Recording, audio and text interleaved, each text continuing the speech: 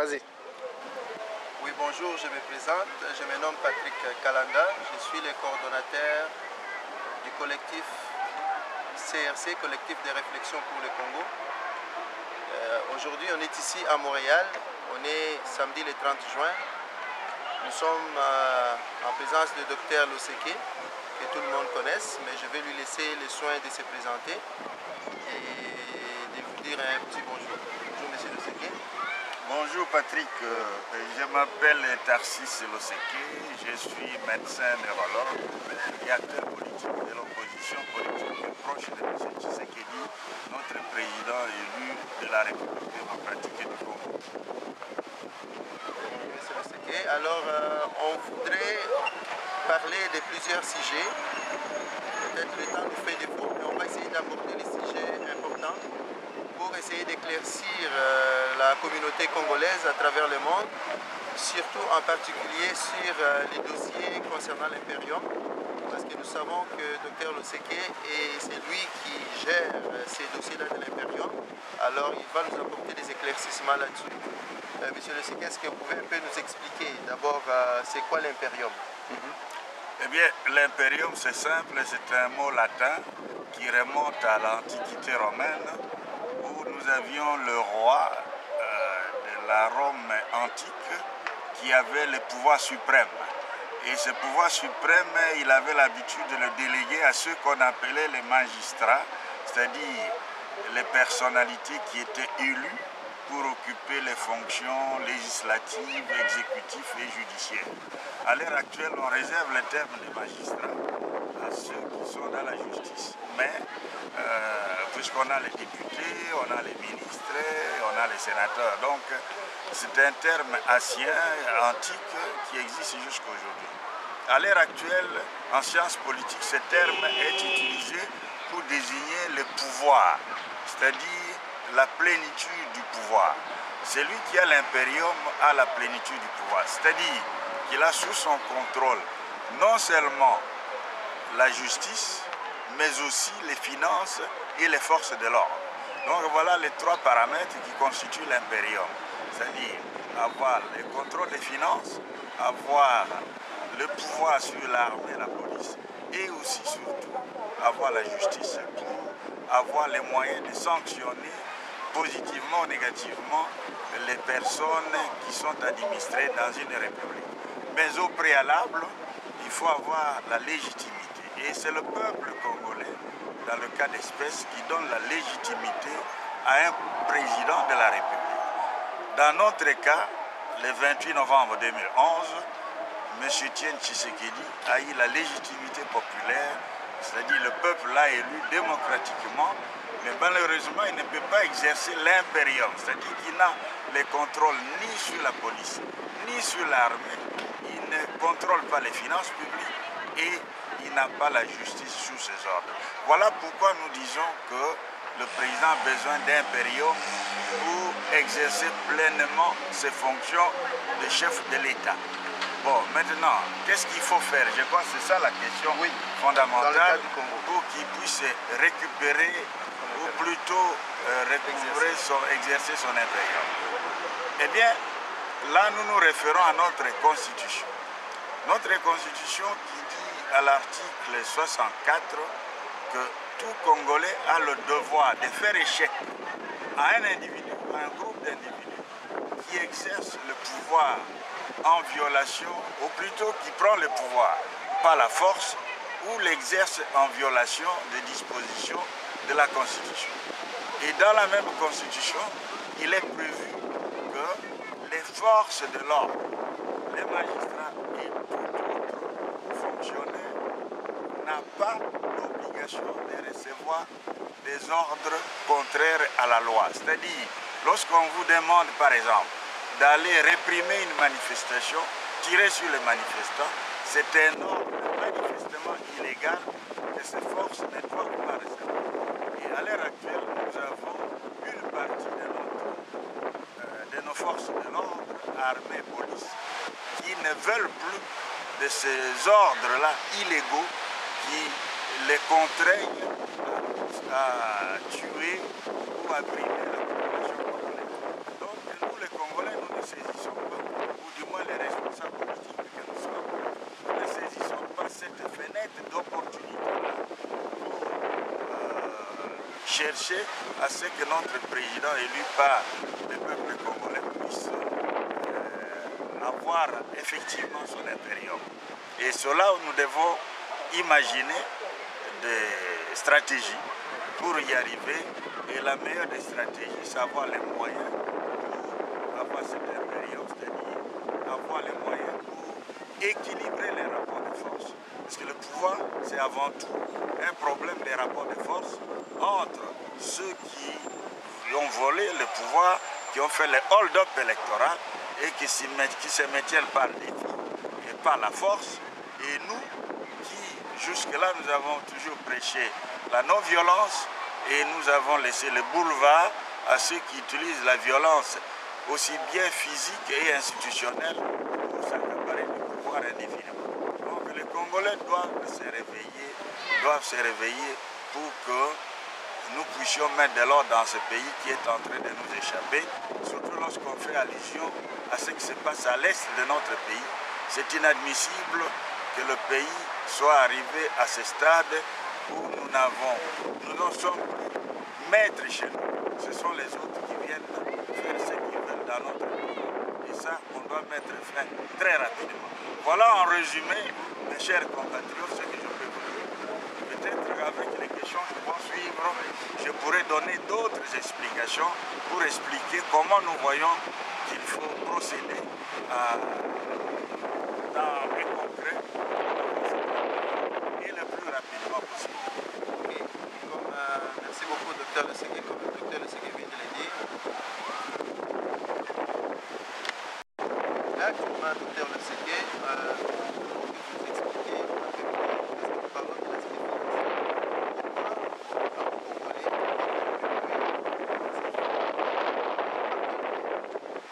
Non, d'abord, comme j'ai dit, il faut les moyens pour avoir l'impérium. Sans moyens, nous n'aurons jamais. Et nous pouvons alors accepter que M. Kabila, alias Hippolyte Kanambe, reste au pouvoir éternellement. Et si vous le voulez, si vous ne donnez pas les moyens, eh bien, vous acceptez tacitement qu'il y reste au pouvoir éternellement. Et ce qu'il a envie de faire d'ailleurs. Il ne nous fera pas de cadeaux, je vous assure tous, que ce monsieur ne nous fera aucun cadeau. Il est là pour empiler le temps qu'il faut jusqu'à sa mort, et peut-être certains d'entre nous quitteront ce monde sans voir le développement de ce pays avec M. Kanambe. Donc, il faut les moyens. Nous avons constaté après 3 mois de la création des fonds de soutien au changement démocratique qui soutient le président Tshisekedi, que les Congolais n'ont pratiquement rien donné.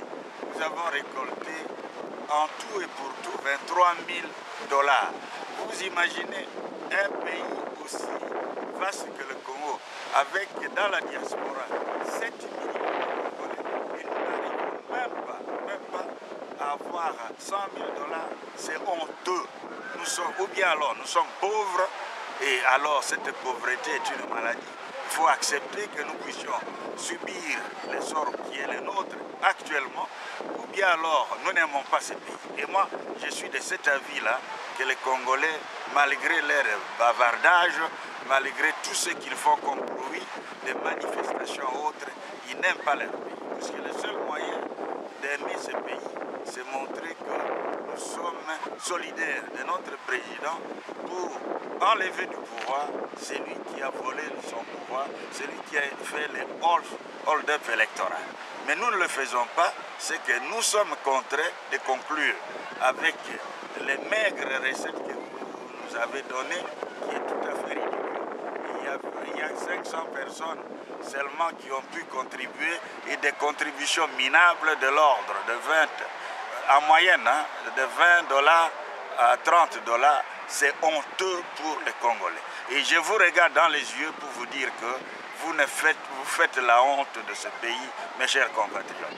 Pourquoi? Parce qu'on a beaucoup espéré que vous allez faire quelque chose pour que notre président puisse avoir son impérium, pour que nous allions vers un état de droit et un changement dans ce pays. Malheureusement, nous devons déchanter. Après 3 mois, rien ne s'est fait. Nous avons espéré qu'avant le 30 juin que nous sommes aujourd'hui, je me trouve à Montréal ici, toujours en faisant la sensibilisation. Nous n'avons rien obtenu et nous sommes les 30 avec toujours ce monsieur-là au pouvoir. Donc, on ne sait pas vous dire plus. Je crois que nous avons choisi notre sort en refusant de contribuer généreusement d'ailleurs pour ce fonds de soutien au changement démocratique. Et nous avons choisi délibérément que nous puissions rester comme des esclaves de M. Kabila dans cette république qui est la nôtre. Et malheureusement qui peut-être dans quelques mois ou quelques années ne sera plus la nôtre. Pourquoi? Puisque nous avons choisi la voie de pleurnichage, de jérémiade, de se plaindre. Ah oui, qu'est-ce qu'on va faire? Ah oui, les Rwandais viennent. On va s'enrichir avec cet argent. On va acheter des immeubles ou des véhicules ou des objets pour notre réjouissance. Et lorsque nous venons ici à Montréal, nous payons nos propres billets pour venir vous sensibiliser. Je suppose que cet enregistrement, cette émission va passer à travers le monde pour que les gens comprennent qu'il est temps de se réveiller, sinon le pays ne nous appartiendra plus et il sera trop tard, nous n'aurons que des larmes pour pleurer la perte de ce pays. Oui, docteur Leseke, là, comme on a compris, il y a les sites des fonds de soutien où les gens peuvent aller consulter, mais pour les gens qui n'ont pas le moyen d'avoir accès sur l'Internet, comment ils peuvent procéder par exemple? J'ai entendu dire qu'il y a aussi la possibilité d'aller à Western Union, d'aller à MoneyGram pour faire les dépôts. Est-ce que vous pouvez nous expliquer un peu par rapport à ça? Et la transparence, parce qu'il y a beaucoup ces mots-là qui reviennent dans la communauté. En matière d'argent, vous savez bien, les Congolais viennent de loin, ils ont besoin d'une sorte d'assurance pour savoir comment est géré ces fonds de soutien au changement au Congo. Il y a deux volets à votre question. Le premier volet, c'est le modus operandi pour contribuer. Et je ne suis pas d'accord avec vous quand on vit à l'étranger, surtout dans des pays développés comme le Canada ici, les États-Unis ou même l'Europe. Je ne peux pas comprendre que quelqu'un qui vit dans ce pays ne sache pas comment il faut payer une facture d'électricité, comment il faut payer une facture d'eau, comment il faut payer ses impôts ou n'importe quoi. C'est la même façon de faire les transactions. Si vous voulez contribuer, il y a des comptes bancaires qui sont dans le site. Vous faites la transaction comme il se doit. Si vous ne le savez pas, votre banquier peut vous renseigner. Donc vous ne pouvez pas trouver un prétexte pour dire que ah non, on ne sait pas, on n'a pas l'internet, tout ça. Ça, ce sont des faux fuyants, ça, ce sont des manœuvres dilatoires pour ne pas donner votre contribution. Vous avez de l'argent dans votre compte, il suffit de dire à votre gérant de banque ou à un employé de la banque qu'il vous montre comment faire un versement dans les comptes du FSCD et cet argent arrivera à bon port. Vous pouvez l'envoyer ici par monnaie trans et monnaie gramme. Par monnaie trans, monnaie gramme ou Western Union. Mais le problème c'est quoi? Pour des petits montants de 5 $, de 10 $, ça nous crée énormément de problèmes pour aller défiler chez Western Union pour aller toucher cet argent. C'est même ridicule. Parfois quand vous y allez, les noms, les références sont mal écrites. Et vous, mal écrites, vous ne savez, les noms sont déformés et ça crée des va-et-vient. Et le temps que vous perdez, l'argent que vous perdez au téléphone pour demander aux contribuables de rectifier les choses, ça coûte beaucoup plus cher que ce que vous contribuez. Et nous trouvons là que ce ne sont pas des méthodes assez convenables. Si quelqu'un a un gros montant de 500 $ par exemple, là ça vaut la peine qu'il fasse un transfert par Western à partir de 100 $ jusqu'à 500. Mais des montants dérisoires, nous n'aimons pas. D'ailleurs, il y a beaucoup de montants qui traînent aujourd'hui chez Western Union, avec parfois des contentieux. Pourquoi? Parce que les références sont mal écrites et les choses ne sont pas convenablement répertoriées et ça fait une perte d'argent. Il y en a qui protestent même qu'ils n'ont pas reçu les codes ou les mots de passe pour qu'ils aillent dans le site. Mais dès lors que vous n'avez pas fait des choses convenablement, nous ne pouvons pas vous donner les références. Donc les conseils que je donne, nous acceptons bien sûr les Western et les transferts pas Western et pas MoneyGram, mais de préférence réservez-nous les montants les plus élevés à partir de ces comptes-là. Le reste, c'est dérisoire. Ça nous crée un travail énorme et un travail. Nous n'avons pas que ça à faire. Nous avons nos emplois, nous avons nos boulots, il faut travailler. Nous passons beaucoup plus de temps avec les fonds pour des résultats qui ne sont pas toujours intéressants et des maigres résultats. Il faudrait nous épargner de tout ça. Mais nous conseillons formellement et vivement que vous passiez les transactions bancaires normalement comme tout le monde les fait dans les pays que vous vivez. Si vous avez des problèmes, Eric, excusez-moi, tu vas couper. Patrick, à propos de la transparence, il n'y a pas grand-chose à dire. Le fonds a été conçu justement pour que la gestion de l'argent que vous donnez soit transparente. Et vous en avez les contrôles immédiats. Tout celui qui contribue peut accéder au site dans les données qui sont confidentielles et il verra que son argent est effectivement arrivé au fond et cet argent est géré dans la plus grande transparence. À l'heure actuelle, nous avons effectué sur les 23 000 qu'on a eu, 2 transferts au président de la République de l'ordre de 10 000 à chaque envoi et il reste le peu qui est les maigres moyens qui restent et que nous gardons dans le fond. Tout celui qui veut avoir accès à ces informations peut aller dans les sites du fonds. Autre chose, c'est que nous allons faire maintenant là un bilan. Un bilan de ces 3 mois, 4 mois d'existence du fonds. Et vous verrez que tous les comptes sont au beau fixe. Tout est correct. Il n'y a pas eu de détournement. On ne s'est pas enrichi avec cet argent-là. Et tout est là. Le président de la République a eu sur les 23 000 qu'on a récoltés, a eu aujourd'hui les 20 000 qu'il a demandé, qui lui ont été donnés en 2 tranches. Donc les preuves existent. Pour la première tranche, je crois que vous avez suivi à l'Internet même la lettre de remerciement et d'encouragement qu'il a envoyée aux responsables du fonds, aux gestionnaires du fonds. Et il y aura encore certainement une deuxième lettre. Vous allez couper cette partie-là. Bientôt, nous recevrons une deuxième lettre qui vient du président de la République pour nous remercier de ce fonds de la deuxième tranche qu'il a reçu. Donc tout se fait dans la plus grande transparence, il n'y a pas de détournement. Mais je vais dire quelque chose de fondamental, parce que depuis un certain temps, j'observe mes compatriotes congolais. La plupart des gens que je raconte, qui font allusion à cette fameuse transparence, ce sont les personnes qui ne contribuent pas. Vous allez dans les registres, dans nos archives, vous trouvez que ce sont des gens qui n'ont jamais donné même 5 $ et qui parlent de la transparence.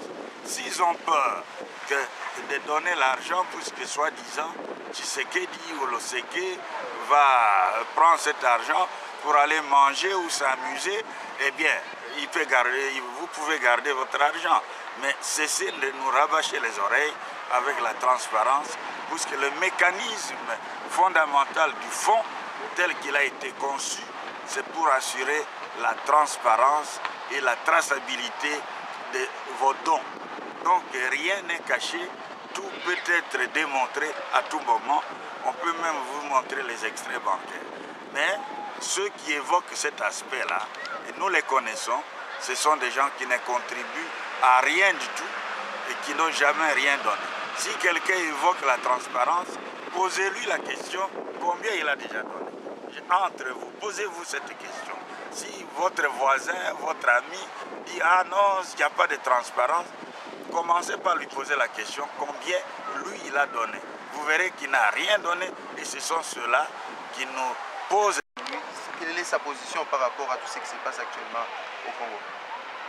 Oui, Patrick, il y a environ 5 semaines, j'étais avec le président à Kinshasa.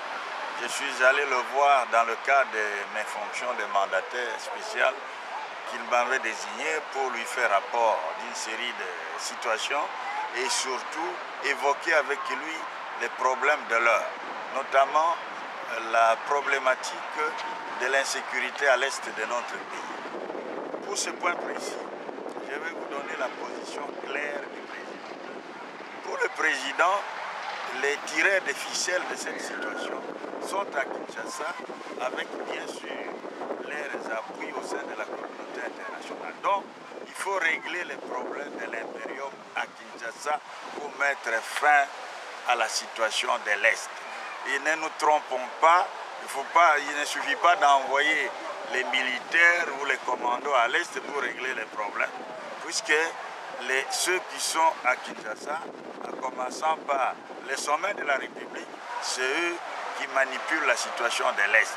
Et là, ils ont beaucoup de complicité, qui est une position tout à fait claire et une position tout à fait rationnelle.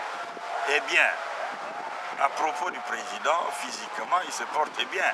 Il se porte bien, il est serein et cette sérénité nous donne l'espoir. Pourquoi? Parce que nous sommes convaincus que bientôt nous pourrons, grâce à lui, recouvrer cet impérium assez rapidement pour que nous puissions développer ce pays, créer un état de droit et organiser le pays comme il se doit. Vous avez appris qu'il va y avoir une circulation de nouveaux billets de banque qui sont des billets de la mort. Eh bien, je ne vous apprends rien, le président de la République est contre l'impression ou la circulation de ces billets qui, nous vous apprenons aussi, qu'on les a imprimés il y a de cela 2 ans. Ce n'est pas aujourd'hui qu'on a imprimé ces billets, mais chaque fois on a toujours attendu pour les sortir. Et ils les sortent maintenant au moment où la crise est grave sur le plan social. Les fonctionnaires ne sont pas payés, les médecins ne sont pas payés, les infirmières et les infirmiers ne sont pas payés. Bref, il y a une crise sociale grave au pays et c'est le moment qu'on choisit pour sortir ces billets de banque, excusez-moi, qui vont provoquer l'hyperinflation et la situation chaotique sur le plan monétaire et sur le plan financier, comme vous pouvez deviner. Eh bien, je peux déjà vous donner la position du président de la République qu'il pourrait annoncer dans les prochaines heures, qui est le refus de consommer ces billets. Parce que si nous acceptons de consommer ces billets, eh bien, nous signons pratiquement l'arrêt des morts sociales pour la majorité de notre peuple congolais. Et la francophonie. Pour ce qui est de la francophonie, nous disons que l'idéal, ce n'est même pas arrivé avec Kabila à la francophonie. Mais si par malheur, par la complicité des Congolais qui ne donnent pas les moyens pour qu'on ait rapidement l'impérium, eh bien, si nous y arrivons, nous disons que nos partenaires les plus importants au sein de la francophonie devraient boycotter ces assises qui sont les assises de la honte dans un pays où la fraude électorale est devenue quelque chose de tout à fait normal, dans un pays où on viole les droits de l'homme, dans un pays où l'insécurité est pérenne. Nous ne voyons pas comment on peut organiser des assises. Oui, bonjour, monsieur le Séqué. Nous sommes encore ici à l'aéroport de Montréal. Là, nous voulons aborder un point qui nécessite un peu d'éclaircissement par rapport à la compréhension de ce que vous dites, par exemple, par rapport au rapport de force qu'il faut avoir au Congo. Est-ce que vous pouvez un peu nous expliquer? En fait, je voudrais dire ceci. Pour avoir une meilleure lecture de la situation politique dans notre pays à l'heure actuelle, il faut évaluer les rapports de force entre l'opposition, surtout l'opposition tshisekéliste, et le pouvoir de M. Kabila. En fait, ce rapport réside sur 4 paramètres. Il y a d'abord le peuple congolais qui donne la légitimité. Ensuite, il y a les finances, l'armée, forces de sécurité et le soutien de la communauté internationale.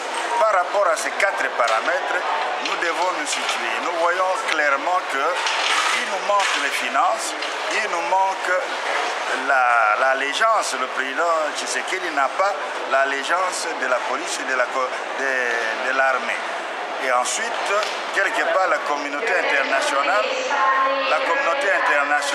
est en quelque sorte complice du hold-up électoral. Donc par rapport à tout cela, nous devons nous positionner et savoir ce que nous devons faire. C'est ainsi que nous disons que l'allégeance de la police et de l'armée vis-à-vis de M. Tshisekedi permettrait de récupérer une partie de l'impérium. Mais il restera toujours les finances et bien sûr les autres institutions, notamment la justice, qui échappera à M. Tshisekedi. Donc nous devons nous battre pour récupérer tout cela de manière à rétablir le rapport de force, c'est-à-dire rétablir les équilibres. Si nous ne faisons pas ça, nous serons toujours gouvernés comme des esclaves. Et comme on dit, les esclaves sont toujours confinés à rester dans la pauvreté éternelle. Ok, et là on voudrait savoir, par exemple, quand vous parlez des rapports de force, vous voyez bien le pouvoir que M. Tshisekedi devait avoir, le président Tshisekedi avoir. Mais est-ce que vous pouvez expliquer aussi qu'est-ce que vous attendez des Congolais, de la diaspora, par rapport à ces rapports de force? D'autres paramètres, le peuple a fait son devoir en accordant la légitimité à M. Tshisekedi. Il reste les finances. On dit tout le temps que les Congolais n'ont pas les moyens. Et moi je dis que les Congolais n'ont pas les moyens, ça veut dire qu'ils acceptent d'être pauvres. Et quand on est pauvre, nous sommes toujours dans cette situation avec l'imposteur, c'est-à-dire celui qui a fait le hold-up électoral. Je n'ai pas grand-chose à dire. Le président Tshisekedi a déjà tout dit. D'après ce qu'il a dit.